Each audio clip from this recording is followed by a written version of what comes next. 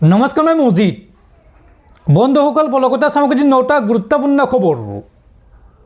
প্ৰথমটো খবৰ, দেশত এয়া কি সংস্কৃতি গঢ়ি উঠিছে। বিনামূলীয়া খাদ্য, বিনামূলীয়া চাইকেল, বিনামূলীয়া বিদ্যুৎ আৰু এতিয়া বেংক একাউণ্টত ধন জমা। অভাৱী আৰু সামৰ্থ্য থকাসকলৰ মাজত পাৰ্থক্য জানিব লাগিব। বিনামূলীয়া আঁচনিৰ বাবেই উন্নয়নমূলক কামৰ বাবে পুঁজিৰ অভাৱ হৈছে দেশত। এনে আঁচনিৰ ফলত ৰাজ্যসমূহৰ ৰাজকোষত ধন নোহোৱা হৈ গৈছে। বিনামূলীয়া হিতাধিকাৰী আঁচনিক লৈ দেশৰ ৰাজ্য চৰকাৰসমূহক খোৰদাৰ সমালোচনা কৰি এই মন্তব্য উচ্চতম ন্যায়ালয়ৰ মুখ্য ন্যায়াধীশ সূৰ্যকান্তৰ। পৰৱৰ্তী খবৰ, ৰাজ্যত নিৰ্বাচনী বঁটা তুংগত। প্ৰিয়ংকা গান্ধী, অমিত শ্বাহ, শিৱ কুমাৰ, নীতিন নবীন ব্যস্ত অসমত। আনুষ্ঠানিকভাৱে অসমৰ বিধানসভা নিৰ্বাচনৰ দিন ঘোষণা নকৰিলেও ৰাজ্যলৈ আগমন ঘটিছে ইজনৰ পাছত সিজন হাই প্ৰফাইল নেতাৰ। ৰাজ্যত এতিয়া নিৰ্বাচনী ব্যস্ততা তুংগত উঠিছে। আনুষ্ঠানিকভাৱে নিৰ্বাচনৰ দিন ঘোষণা নকৰিলেও ৰাজ্যলৈ আগমন ঘটিছে ইজনৰ পাছত সিজন হাই প্ৰফাইল নেতাৰ। 18 ফেব্ৰুৱাৰীত ডিব্ৰুগড়ত বিজেপিৰ ৰাষ্ট্ৰীয় সভাপতি নীতিন নবীন উপস্থিত হৈ পৃষ্ঠ প্ৰমুখৰ সন্মিলনত অংশ লৈছিল। 19 ফেব্ৰুৱাৰীৰ পুৱাৰ ভাগতে বৰঝাৰত আহি উপস্থিত হয়হি কৰ্ণাটকৰ উপমুখ্যমন্ত্ৰী DK শিৱকুমাৰ। আৰু বৰঝাৰৰ পৰা শিৱকুমাৰে পোনে পোনে কামাখ্যালৈ গৈ মা কামাখ্যাৰ আশীষ লয়। তাৰ পাছত কেইবাখনো নিৰ্বাচন কেন্দ্ৰিক গুৰুত্বপূৰ্ণ বৈঠকত ভাগ ল'বলৈ ৰাজীৱ ভৱনলৈ ৰাওনা হয় কৰ্ণাটকৰ উপমুখ্যমন্ত্ৰীগৰাকী।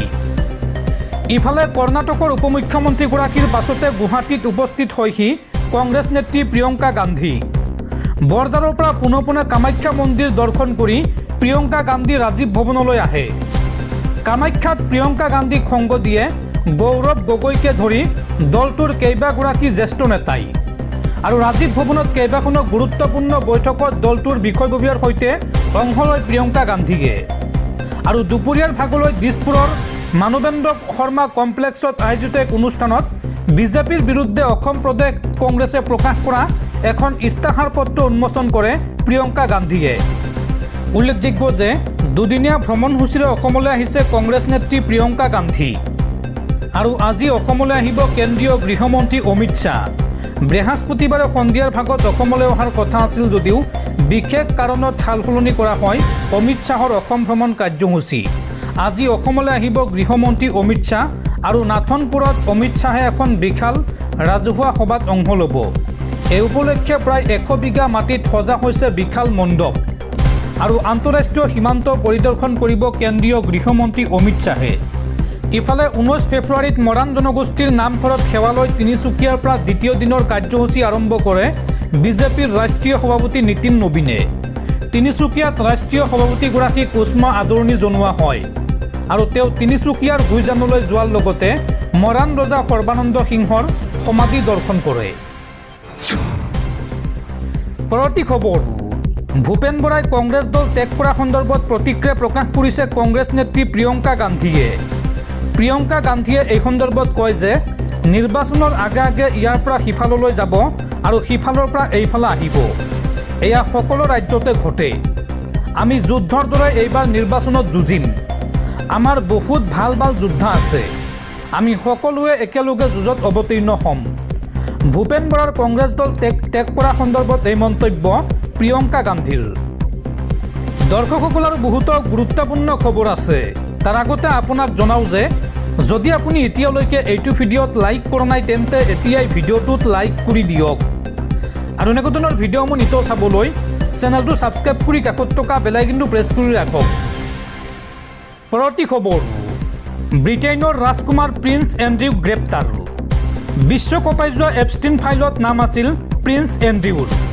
আৰু এপষ্টিন ফাইলত নাম সাঙুৰ খোৱা প্ৰসংগতে গ্ৰেপ্তাৰ কৰা হৈছে ব্ৰিটেইনৰ প্ৰাক্তন ৰাজকুমাৰগৰাকীক। পৰৱৰ্তী খবৰ, বাংলাদেশৰ নৱনিৰ্বাচিত প্ৰধানমন্ত্ৰী তাৰিক ৰহমানক ভাৰতলৈ আমন্ত্ৰণ প্ৰধানমন্ত্ৰী নৰেন্দ্ৰ মোদীৰ। সপৰিয়ালে তাৰিক ৰহমানক ভাৰতলৈ আনুষ্ঠানিকভাৱে আমন্ত্ৰণ প্ৰধানমন্ত্ৰী নৰেন্দ্ৰ মোদীৰ। প্ৰধানমন্ত্ৰী মোদীয়ে এই সন্দৰ্ভত কয় যে সময় আপোনাৰ মতে নিৰ্ধাৰণ কৰক। আপুনি পত্নী আৰু সন্তানৰ সৈতে ভাৰতবৰ্ষলৈ এবাৰ আহক। তাৰিক ৰহমানক উদ্দেশ্যি এই মন্তব্য প্ৰধানমন্ত্ৰী নৰেন্দ্ৰ মোদীৰ। পৰৱৰ্তী খবৰ, ডিব্ৰুগড়ৰ মানকটা খেলপথাৰত বিজেপিৰ বৃহৎ যোগদান কাৰ্যসূচী। যুৱনেতা শংকৰজ্যোতি বৰুৱাৰ উদ্যোগত এই যোগদান কাৰ্যসূচী অনুষ্ঠিত হয়। দুলীয়াজানৰ পৰা 6,000ৰো অধিক লোকে যোগদান কৰে বিজেপিত। 155খন বাছ আৰু 500খন বাইকেৰে দুলীয়াজানৰ পৰা এই লোকসকলে দলে বলে আহে বিজেপিত যোগদান কৰিবলৈ। পৰৱৰ্তী খবৰ, ভাৰততো 15 বছৰৰ অনুৰ্ধ শিশুৰ বাবে নিষিদ্ধ হ'ব লাগে ছ'চিয়েল মিডিয়া। আৰু এই বিষয়ত প্ৰধানমন্ত্ৰী নৰেন্দ্ৰ মোদীক ব্যৱস্থা গ্ৰহণৰ আহ্বান ফ্ৰান্সৰ ৰাষ্ট্ৰপতি ইমানুৱেল মেক্ৰনৰ। পৰৱৰ্তী খবৰ, ভূপেন বৰা কংগ্ৰেছৰ পৰা গ'লেও দলত একো প্ৰভাৱ নপৰে। কংগ্ৰেছ এখন মহাসাগৰ আৰু এইবাৰ মহাসাগৰে অসমত চৰকাৰ গঠন কৰিব। গৌৰৱ গগৈৰ নেতৃত্বত অসমত এইবাৰ গঠন হ'ব কংগ্ৰেছ চৰকাৰ। এই মন্তব্য বিধায়ক ৰেকিবুদ্দিন আহমেদৰ। পৰৱৰ্তী খবৰ, নাগৰিকত্ব সংশোধনী আইন চমুকৈ কা আৰু ইয়াৰ নিয়মাৱলীক লৈ উচ্চতম ন্যায়ালয়ত শুনানি সম্পন্ন। অসম আৰু ত্ৰিপুৰাৰ বিষয়সমূহ পৃথকভাৱে শুনানি গ্ৰহণ কৰিব আদালতে। এই সন্দৰ্ভত 5 মে'ৰ পৰা চূড়ান্ত শুনানি গ্ৰহণ কৰিব।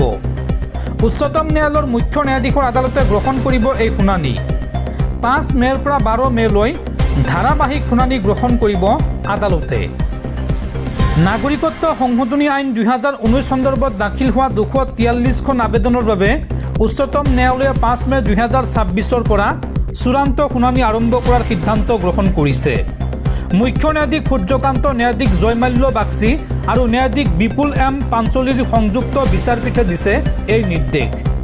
5 মে'ৰ পৰা 12 মে'লৈ ধাৰাবাহিকভাৱে ইয়াৰ শুনানি গ্ৰহণ কৰা হ'ব বুলি জানিব পৰা গৈছে। উল্লেখযোগ্য যে এই বিচাৰপীঠে কা বিৰোধী গোচৰসমূহ 2টা গোটত বিভক্ত কৰিছে। ইয়াৰ প্ৰথমটো হৈছে অসম আৰু ত্ৰিপুৰা সংক্ৰান্ত বিষয় আৰু আনটো হৈছে 2 নম্বৰত আছে দেশৰ আন অংশৰ বিষয়, অৰ্থাৎ 2টা গোটত ভাগ কৰিছে উচ্চতম ন্যায়ালয়ে। উচ্চতম ন্যায়ালয়ৰ নিৰ্দেশ অনুসৰি নিযুক্ত নডাল কাউন্সিলসকলে 2 সপ্তাহৰ ভিতৰত গোচৰসমূহ চিনাক্ত কৰি তালিকা ৰেজিষ্ট্ৰীত দাখিল কৰিব লাগিব আৰু তাৰ পাছত ৰেজিষ্ট্ৰীয়ে গোচৰসমূহ পৃথক পৃথক কৰি ক্ৰম অনুসাৰে শুনানিৰ বাবে তালিকাভুক্ত কৰিব। ইফালে 5 মে'ত আবেদনকাৰীসকলৰ যুক্তি শুনা হ'ব। 6 মে'ত পুনৰ আবেদনকাৰীৰ বাকী অংশ আৰু 7 মে'ত প্ৰতিবাদী পক্ষৰ শুনানি হ'ব। 12 মে'ত ৰিজইণ্ডাৰ পুনৰ যুক্তি গ্ৰহণ কৰা হ'ব। উল্লেখযোগ্য যে 2019 চনত 11 ডিচেম্বৰত সংসদে কা গৃহীত কৰে আৰু পিছদিনা ৰাষ্ট্ৰপতিৰ সন্মতি লাভ কৰিছিল আৰু সেইদিনাই ইণ্ডিয়ান ইউনিয়ন মুছলিম লীগে এই আইনখনৰ বিৰুদ্ধে শীৰ্ষ আদালতত আবেদন দাখিল কৰিছিল। তাৰ পাছত অসমৰ লগতে দেশজুৰি বহু সংগঠন আৰু ব্যক্তিয়ে এই সন্দৰ্ভত আবেদন দাখিল কৰিছিল।